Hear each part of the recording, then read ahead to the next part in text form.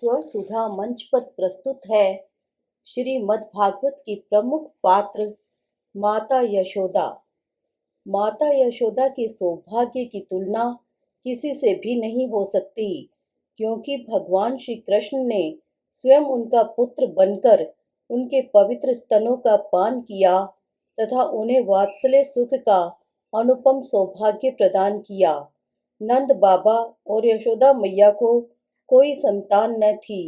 वृद्धावस्था में भगवान ने स्वयं पुत्र बनकर नंद रानी को पुत्र सुख दिया। भगवान भक्त की भावना के अनुसार उसे सिद्धि प्रदान करते हैं। यशोदा जी ने पूर्व जन्म में धरा रूप में तपस्या करके भगवान को पुत्र रूप में प्राप्त करने का वरदान प्राप्त किया था, जिसके परिणाम स्वरूप श्री कृष्ण देवकी और वसुदेव के माध्यम से जन्म लेने के बाद सोती हुई यशोदा जी की गोद में पहुंच गए। नंद भवन में पुत्रोत्सव से संपूर्ण ब्रजवासी आनंद से थिरक उठे।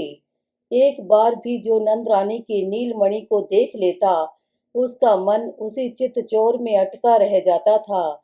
नंद रानी आंखों की पुतली की भांति अपने श्याम सुंदर की सुरक्षा में ही लगी रहती। नंद रानी यशोदा का यह बालक अद्भुत था।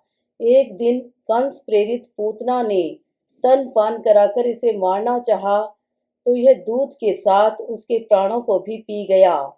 यशोदा मैया के वात्सल्य के साथ श्री कृष्ण भी धीरे धीरे बढ़ने लगे। माता यशोदा ने अपने नीलमणि का श्रृंगार करके उन्हें शकट के नीचे पालने में पौढ़ा दिया, तो शक्टासुर का अंत हुआ। व्योमासुर ने जाल रचा, तो वह भी यमलोक सिधारा। एक दिन यशोदा जी श्री कृष्ण को दूध पिला रही थी, तब तक आग पर रखे हुए पद्मगंधा गाय के दूध में उफान आया। यशोदा जी अपने नीलमणि को बैठाकर दूध को देखने गई। श्री कृष्ण को चंचलता सूझी। उन्होंने दही की मटकी ही फोड़ डाली।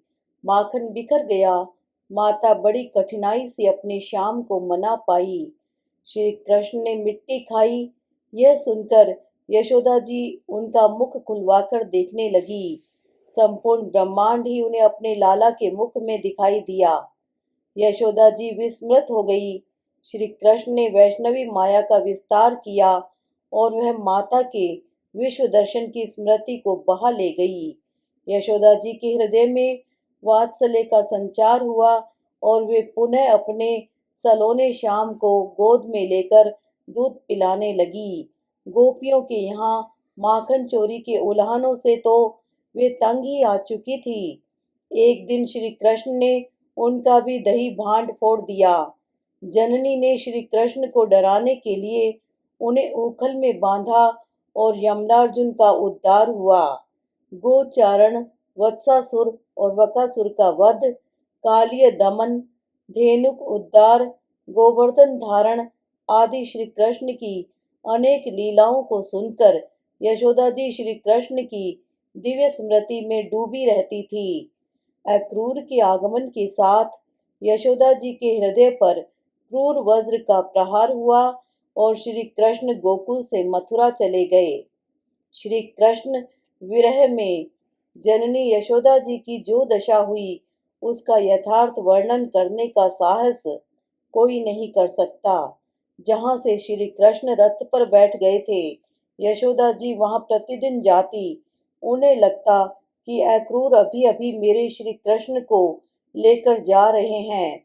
वे चित्कार कर उठती, अरे कोई मेरे श्री कृष्ण को रोक लो, अक्रूर उसे लिए जा रहे हैं। पशु पक्षी और मनुष्य जो भी उनकी दृष्टि में आता, उसी से वे देवकी को कृष्ण की सही देखरेख के लिए संदेश भेजती थी। माता को सांत्वना देने के लिए श्री कृष्ण ने उद्धव को भेजा, लेकिन वे भी जननी के आंसू नहीं पहुंच पाए। कुरुक्षेत्र में जब श्री कृष्ण यशोदा जी से मिले, तब राम श्याम को हृदय से लगाकर उनमें नव जीवन का संचार हुआ। भगवान श्री कृष्ण ने अपनी लीला संवरण के पूर्व ही जननी यशोदा को गोलोक भेज दिया। वात्सल्य प्रेम की अनुपम उपासिका श्री यशोदा जी धन्य हैं।